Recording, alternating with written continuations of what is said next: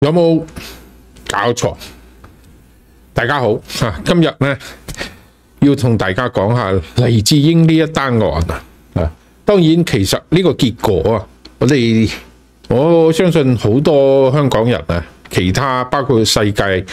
其他地方嘅人啊，都已經預計係咁樣嘅。不過都要講，有冇搞錯？係嘛？呢一件事咧，對於香港人嚟講咧，係一個即係比較痛心嘅一件事。其實對於香港嘅所有嘅媒體人嚟講，都係一個好痛心嘅事。啊，黎智英先生用佢自己嘅自由證實咗嚟證明咗香港嘅自由已經死咗，證明咗共產黨啊，中國共產黨係一個不可以用理性同佢講道理嘅。我記得好多年之前啊，係咪龍應台啊，台灣嘅作家寫咗一篇文章，話請用理性說服我。對唔住，共產黨有好多本事，但係佢冇呢樣嘢，冇理性，佢唔會用理性同你講道理嘅。所以黎智英先生嘅呢個付出啊，呢個代價啊，其實香港人就唔使講啦，令到起碼我相信好多台灣嘅同胞啊，台灣人咧，台灣嘅民眾就明白一件事，你一旦共產黨治理咗嗰個地方，一旦共產黨上到台啊，佔咗台灣，你哋想用理性、想用邏輯、想用常識去同佢哋講道理，痴人說夢啊，完全冇可能嘅。你今日咧，雖然啊天寒地凍啊喺美國呢邊，但係我覺得我一定要出嚟講呢一句說話啊，即係黎生啊，你要即係保重。保重，你嘅犧牲係所有人都睇得到嘅，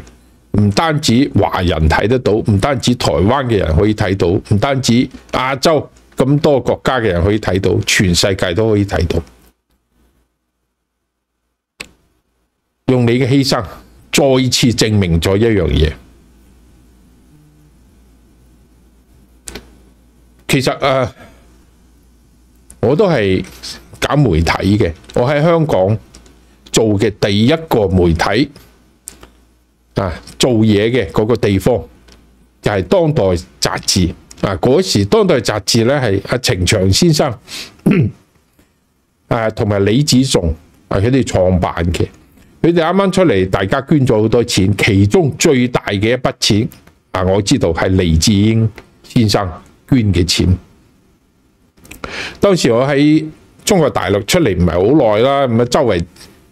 揾工做，喺黃生即係黃上偉嗰度咧，即係先生嗰度，即係田園書屋嗰度咧，就係幫佢搬書啊，做一啲嘢。咁啊後尾有朋友介紹咧，就去咗當代，咁啊先至知道有一個咧叫做黎智英嘅咁樣嘅先生啊，捐咗好多錢。另外咧都知道佢係好成功嘅，做呢個服裝嘅，係Giordano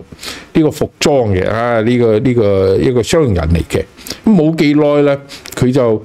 因為當代咧係一批呢個知識分子啊做嘅呢個媒體啊，所以佢就覺得呢個方向可能係唔得嘅。咁啊佢自己開始做就係一週刊啦。一週刊最開始啊，都係揾咗一班知識分子啊，好多以前嘅媒體人啊，寫文章嘅人做下啊，佢又覺得唔啱，呢個方向係唔啱嘅，所以佢就自己去落手啊，請咗一批人，用一個好市場嘅方法，用呢個好商業嘅眼光去睇呢個媒體。所以一週刊後尾啊，即係出咗好多文章啦，香港人好中意睇嘅文章。當然作為一個媒體人啊，當時甚至而家啦，我承認其實我對呢個黎生嘅一週刊嘅好多做法，包括《蘋果日報》嘅一啲做法，我係有我自己睇法嘅，但係呢個唔重要。佢講咗幾樣道理。媒體作為一個生意係有得做嘅，只不過睇你點樣做。因為佢重新定義咗呢個媒體，所以佢嘅一週刊係成功嘅。後邊《蘋果日報》都係成功嘅。當然呢個係大眾媒體啦，同我哋而家自媒體係唔同嘅。所以我記得當時有中國大陸嘅朋友過嚟，都係佢個做媒體嘅官方媒體啦，當然係過嚟買咗一週刊，入邊有一本便利嚇，睇完之後佢真係佩服到五體投地啊！佢話呢一本全部都係廣告，居然都可以賣錢，而且都好多人去買呢一本廣告，分類廣告，哇！真係犀利啊！即係當時當然即係佢即係呢個係講黎智英先生，佢係真係做生意，佢好有眼光，佢係對呢個市場有佢自己好獨特嘅一個角度去睇嘅，所以佢做得好成功啊！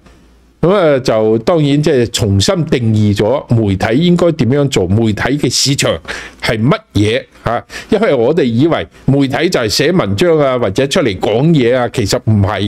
嘅即係佢有另外一套嘢嘅睇法。當然證明佢係啱嘅。第二樣嘢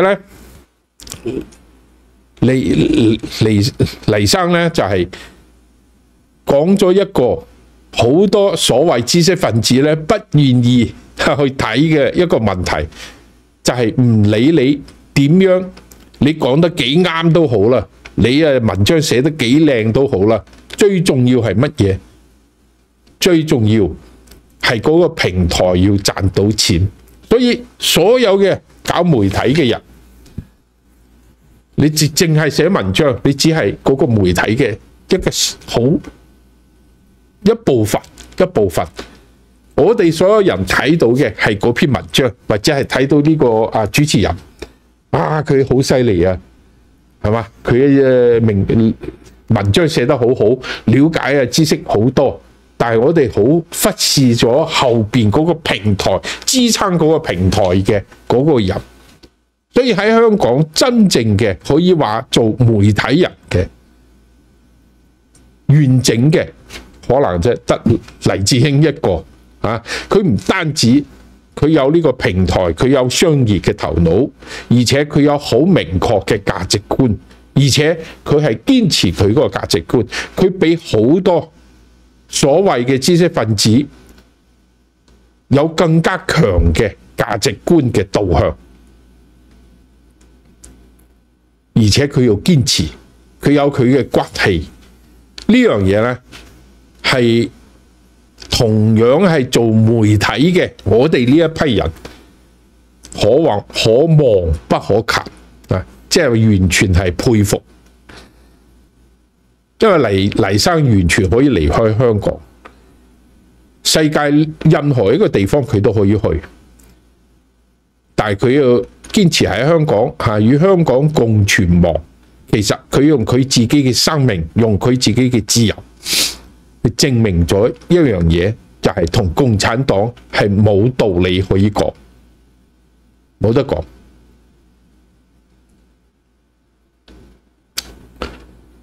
好感慨，好感慨啊！但係香港而家變成咁樣啦，因為香港嘅法治系統我哋講香港一國兩制，最重要係乜嘢制咧？最重要就係嗰個法治嗰個制度。咁而家香港咧，仲有兩套系統，一套咧仲係以前嘅普通法嗰個普通嘅刑事商業嗰一套法律，另外一套咧就係國安法。有好多外國嘅媒體睇到呢個咧就話香港高等法院又呢樣嗰樣，就其實呢兩套係兩個法制。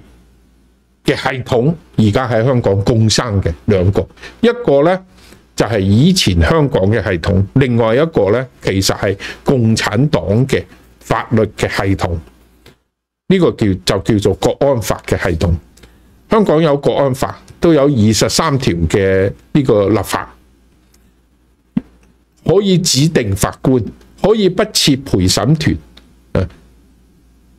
可以隨便解釋嗰個入邊嘅法律，隨便運用佢哋所謂嘅自由心證啊。所以呢個法官話黎智英先生動搖中共管治嘅意圖從來沒有改變，即使國安法生效，也以隱晦嘅方式進行。呢個係針對佢嘅意圖啊，係針對佢意圖。串謀發布煽動刊物罪，串謀勾結外國或者境外勢力危害國家安全罪，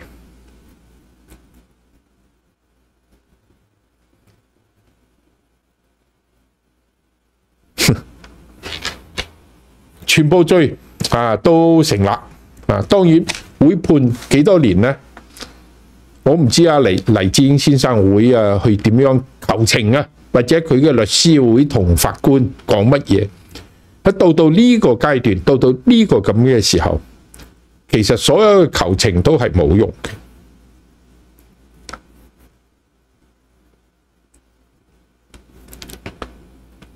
我唔知香港仲可以堅持幾耐因為最早50年代嗰時，中國大陸都有咁樣嘅人話你係一個反對政府罪，佢話我係反對啊！你係咩？要呢個顛覆共產黨管治，佢話我係唔中意共產黨啊！我只係講咗幾句說話啫嘛，係嘛？我又冇攞槍冇攞炮，我係講咗幾句嘢。我知道中國有咁樣嘅人嘅，當然到文革嗰時咧，即係槍斃或者係判死刑有好多。咁喺香港，當然而家未至於判死刑嘅，但係可能係會判好重嘅刑，幫阿黎生70幾歲嘅人，等於成世要坐喺監獄嗰度。但係咧，即係共產黨幫黎生變成香港嘅一個墓名誌，香港死亡嘅墓名誌、墓誌銘，就係香港已經死亡嘅一個碑上面寫住嘅，因為佢係一個代表性嘅人物，係一個代表，一個象徵。批判咗中國共產黨，都係提醒所有世界上面所有人，香港係點樣死亡嘅。今日咧，香港民主黨都宣布解散。其實我哋係睇住90年代睇住香港民主黨由呢個民主同盟變成呢個民主黨，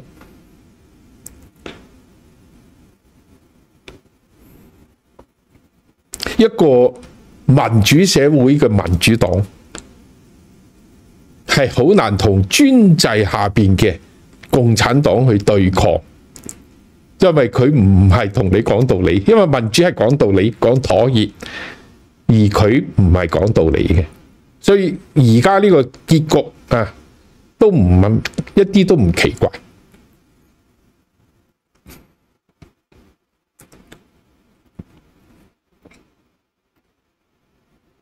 好啦，其實今日唔知道應該講啲乜嘢，大家一齊為香港哀悼咁啊，大家一齊祈禱啊，希望黎智英先生咧係就算喺監獄嗰度都可以身體健康。我相信佢會見到嗰一日，香港會見到共產黨倒台嗰一日。嗰個時間咧，阿黎生會變成我哋自由世界嘅一個英雄。咁啊，大家同我一齊等佢出嚟啊！我哋一齊支持佢。其實好似想講嘅嘢好多，但係咧，即係唔知道點樣去講啊，因為覺得冇嘢好講。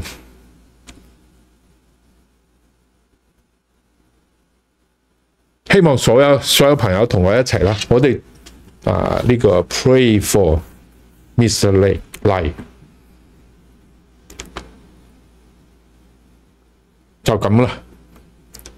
大家要堅持。好似我哋有個觀眾阿倫，幫我留言啊，講咗一句說話，佢話咧，而家係一個好黑暗嘅時代，呢個時代咧係好黑暗嘅，但係我哋唯一可以做嘅就係保持自己嘅善良，保持自己，維護自己心裏邊嘅嗰啲少少嘅光。希望大家同我一齊，多謝大家，拜拜。